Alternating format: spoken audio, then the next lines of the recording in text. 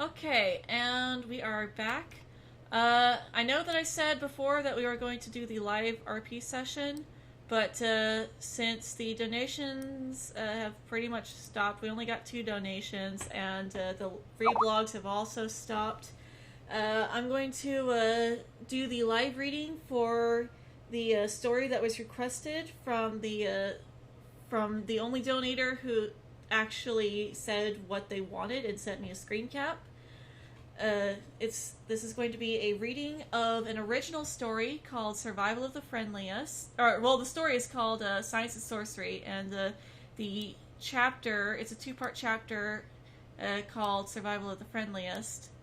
So, I'm going to be reading that, and I'll move this aside so that I can see.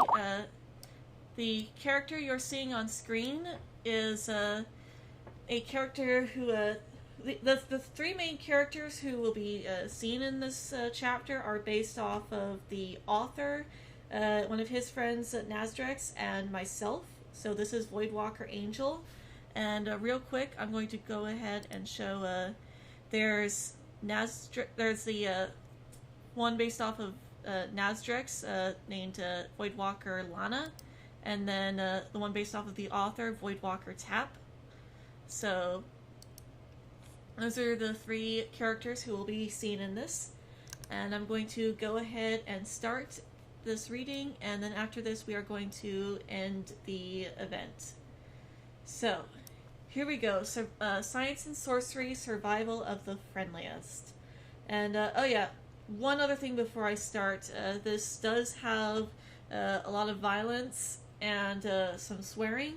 So, if you don't like that sort of thing, then sad to see you go, but there's your fair warning. Okay, so, Science and Sorcery, Survival of the Friendliest. Voidwalker Angel fell to her knees in despair. What else could she do? So much destruction, so much carnage, so much blood. She'd never seen anything like it before. A kingdom in the sands, the crown jewel of a mighty empire, resting place to one of the strongest magical powers on the Infinity Bridge, or so she was told. Is that why these monsters attacked here? Why were they trying to make some kind of point? It seemed unlikely, given her brief glimpses of things, but the more she thought about it, the less she wanted to think about it any further. Their bodies wound long like snakes, but their heads were like dragons, with long, spear-like snouts pushed out from a face with glowing red eyes. Their dark, scaly skin clashed against the sun-bleached sand and stone that made up this once thriving kingdom. They seemed to have some kind of mystical aura about them, but she couldn't tell for sure. She thought she was at least kind of brave, but not stupid, and she wasn't about to stare one down to find out. These things were but animals. They have no mercy or pity. They seemed to only eat and destroy, often doing both at the same time, as they crushed mighty stone towers with equal ease as human flesh and bone. She couldn't think about that anymore, as all she could do was run away from that horrible sight, an image burned into her memory for what she feared might be the rest of her life. She never thought that someone could bleed so much, or that a human body could make that horrible, crunching sound. She knew every creation had a creator, but these things, what sick person would create them? Were they some kind of failed experiment? Or was some other Voidwalker just having a very, very bad day? It seemed beyond reason that some Voidwalker would be enough of a fiend to do any of this on purpose, even to make some kind of bristly point. And she knew of some pretty dark and twisted Voidwalkers. She almost wished for their company at this point. She was no fighter, after never seeing much point in becoming skilled at destroying what another had worked so hard to create. But in situations like this, destroying the monsters seemed the only salvation possible. One of her friends once said that it was always better to have a gun and not need it than to need one and not have it. She scoffed at the time, thinking the comment was either made out of some deep-seated paranoia or as some obscure in-joke that she largely missed. But no. This tragedy, this disaster, that he had a point all along. Sometimes, to save lives, you must destroy living things. The Infinity Bridge can have a very dark sense of humor sometimes. All she could do was flee to the sandy outskirts of the kingdom, where she would watch as it burned and crumbled. From a distance, the serpentine monsters tore through the city, wrapping around it and punching holes through it like worms eating through a rotten apple. Small specks of light would burst off and around their skins, twinkling like stars off in the distance. The sorcerers and sorceresses who stayed and fought were throwing everything they had into this losing battle. She knew they could use her help, that they needed her, but what could she do? She may be a Voidwalker, but she couldn't wave her hands and instantly destroy this plague of serpents, no matter how much she wished she could. But she knew that, somehow, some way, she probably could have made a difference. Making a difference. It was the burden of her power as a Voidwalker. She knew of some Voidwalkers who could handle it, or at least hide the fact that they couldn't, but she wasn't like them. She didn't see the Infinity Bridge like a battlefield. To her it was more of a blank parchment, a bleached canvas, a tender lump of clay. She could mold it and shape it into her will, but that was really all she cared to do. She loved the ability to make new friends, quite literally in fact, but she didn't want to play God. She was aware of the burden and thought it far too heavy for her shoulders. If anything, she wanted to play human. Their yoke is easy. Their burden is light. The kingdom that crumbled off in the distance knew her, both who and what she was. She wasn't about to hide it. To her, lying was just a matter of time until you got found out. At any rate, they seemed to respect her well enough, maybe even like her. They weren't unsettled by her power, unlike the people of so many other worlds she had visited and left.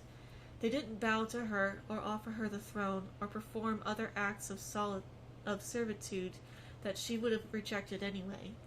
She neither received nor wanted any special treatment of any kind simply for being a Voidwalker. No, she was one of them. An outsider, yes, but so seamlessly integrated into their ways and their culture that you could hardly have picked her out of it. More than any other place she had ever known or visited, this felt like home. This was her home. No matter where else she went, she could have always returned here and be welcome. She could have. Dark gore sizzled as it sputtered into the sands when Sheol's forge hot blade found its mark in the thing's neck. Then again, where else was she supposed to strike at a snake? The ankle? No matter. That was the last of them. The last one they had intercepted anyway. Voidwalker Lana lowered her hood and raised her goggles, the sandstorm having subsided. Still, she grimaced with discomfort until she had sat down on the sands and finally removed one of her sneakers. As she tipped the footwear upside down, it poured out sand like a wounded hourglass. Of all the worlds in the Infinity Bridge, why couldn't the lycanthropes have ambushed someplace with a more human-friendly climate? She had complained, only half serious. She had to admit, if the lycanthropes were going to strike an already desolate desert, was probably the best they could hope for. Regardless, her friends seemed to ignore her. A heavily cloaked figure of similar stature looked out over the desert sands that were seemingly stripped with enormous dark serpents.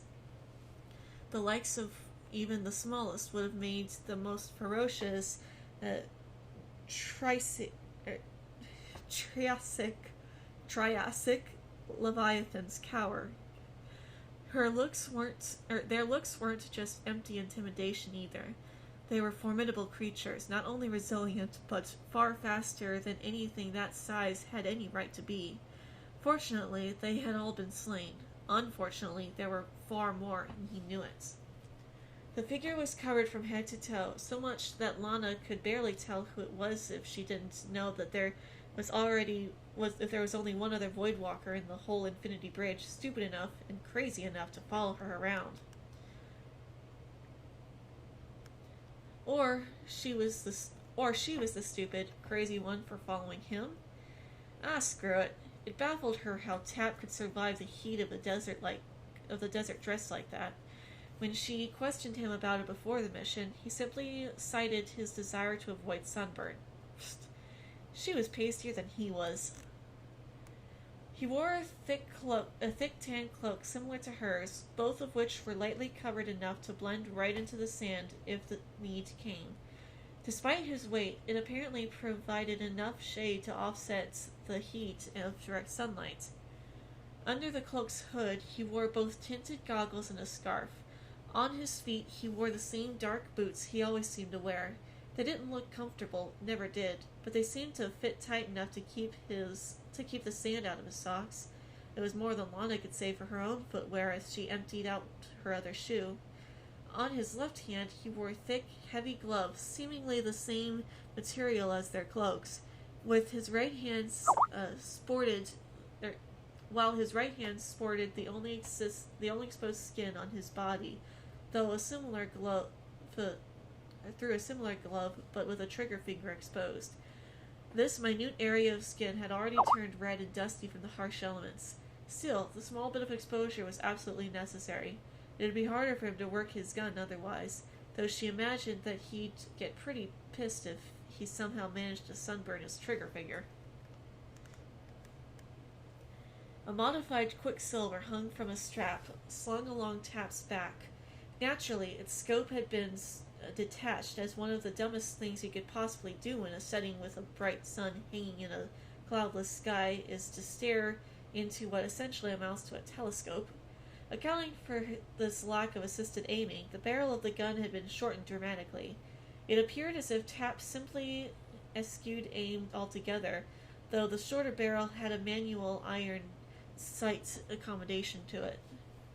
The sheer hardware of the rifles fascinated Lana, as Tap had designed it so that it could be dismantled and rebuilt for seemingly any task.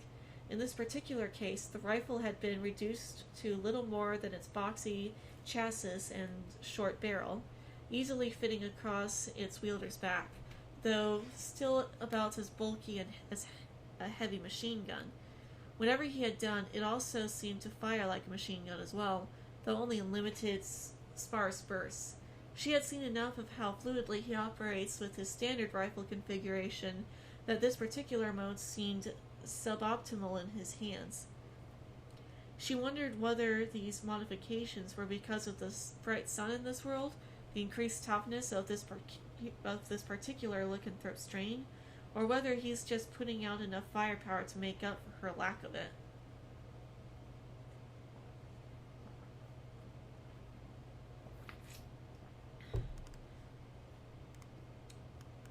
Tap glanced around through his shady goggles as readings projected against the insides of his lenses, much akin to a Quicksilver scope. He had to admit, it made for such an efficient hands-free system that he wondered why he didn't use his more often. Maybe he would after all this was over. As he pondered, the microcomputer took full readings from the surroundings and poured out a veritable fountain of output. Most of it was unnecessary data, including his new kill tally, but the information he was looking for finally crossed his path of vision. Reading it, he slightly adjusted the scarf over his mouth, as if to reassure himself that it was still there. Pyrocanus airborne pathogens detected. Current saturation 0.2691%. Low toxicity.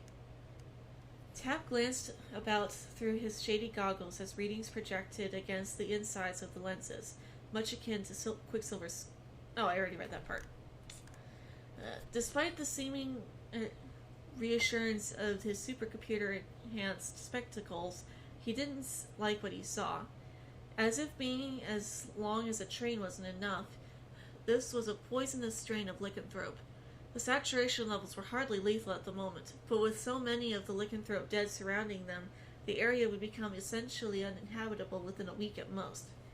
Fortunately, this was in the middle of a desert. No living thing should be here anyway. Paracanus worm. He knew this strain. He could have stopped it a long time ago, back when he was armed with the volume of firepower that made Quicksilver alone seem impoverished. If he knew back then what he knew about his resources' woes at the current moment, he probably would have burned through as much of his ammunition as possible, rather than stingily stashing it away, only to lose it all, like an idiot.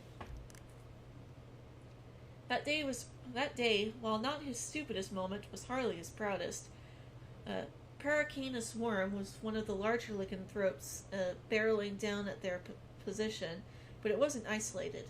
Unlike his momentary allies, is there any other kind of ally? He figured it more worthwhile to take out more of the lesser creatures flanking it than to pour a random, potentially unfathomable amount of firepower into stopping the dragon-strain lycanthrope from breaching Great Igus, and he would stick by that decision no matter how much Lana brought up how his world's plight was his fault after she found out about what happened. Sorry.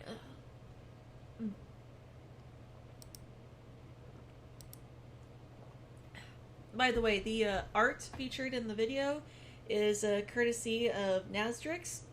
She is making all of the art for the game that these stories are based off of, that is being created by the author of this story. So I'll also post a link in the description of the YouTube video to his DeviantArt for those of you who want to read more of this story.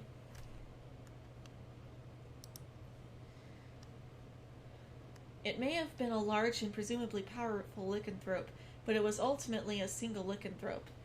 It had to retain its singularity until it made it to another world, one of the few limitations known about lycanthropes at the time. Would he have one dimension assaulted by one strain of powerful lycanthrope, or another 100 dimensions assaulted by lycanthropes that were weaker, but so numerous that it would take centuries to fully purge? Even then, the strain of lycanthropes never truly dies. Whether they die, more seem to appear shortly after in the same area. This could only be neutralized by incinerating their corpses, or so the Garrison Zangard advised. His split-second decision of target priority had assigned this world's eventual death warrants, but had spared hundreds. Billions upon billions of lives would pass by naturally, never knowing the sight of a lycanthrope, all because of his decision. But neither Voidwalker nor Zangert ever saw it this way, despite all his perfectly sound explanations. When Lana found out about it, suffice to say there was no pleasing some people. Get up. We have to get moving again, and fast, Tap finally declared, turning his back to the dead creatures. We can't let the lycanthropes that slipped past us get away. Besides, if we stay here any longer, the toxic pheromones will build up to a lethal concentration. Toxic pheromones? Lana repeated with... Oh, toxic pheromones? Lana repeated with a dreary exhaustion, not so much in disbelief that the lycanthropes found a new way to kill them, but annoyed that they still tried. Gotta love a lycanthrope that leaves a party gift, she quipped grimly. After seeing firsthand how lycanthropes tend to behave from a tactical perspective, which Tap absolutely insisted on drilling into her at every opportunity, she finally knew the stupid-ass animals for what they were. They were nothing to fear. Not anymore.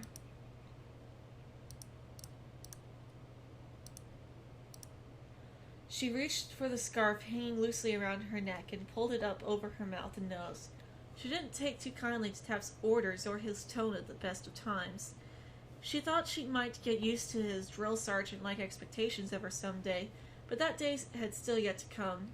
Still, she knew that she was dead serious about the lycanthrope stuff, and so she didn't even bother questioning him anymore. She rationalized that, in his own quirky, tactless way, that he had enough humanity to sincerely want to keep her alive. She stood up, covered her face, dusted herself off, and followed along. "What about the dead ones?" Lana asked through her muffling scarf.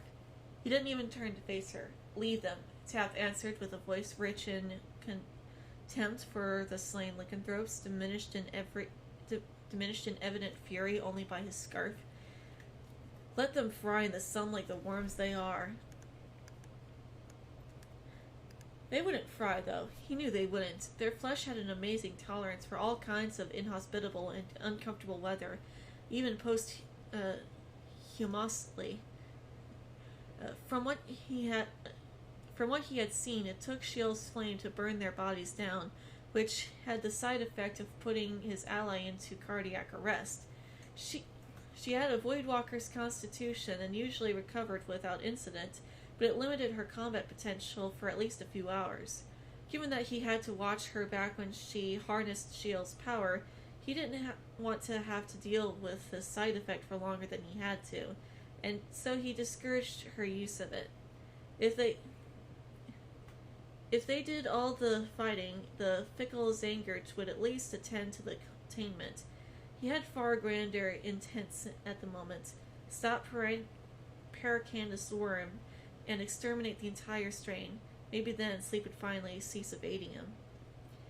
A few hours later, the signs of that ferocious battle had disappeared behind a sandy horizon.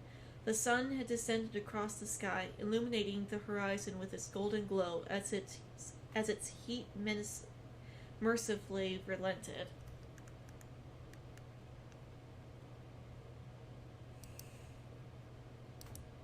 The havoc in the city began to die down, or so Angel reckoned when the twinkling flashes of combat grew fewer and further between.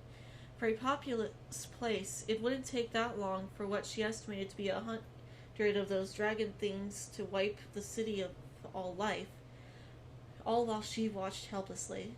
Thinking about it, she considered that the monsters wrecking her home wouldn't have hurt her worse if they had actually killed her.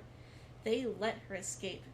Either she was just incredibly lucky and read way too much into her own survival, or the monsters were intelligent and frighteningly so. But she found that hard to believe. The only thing that can create intelligence is another intelligence. It's particularly Voidwalker rule number 1. You can't create anything more intelligent than yourself. No one can.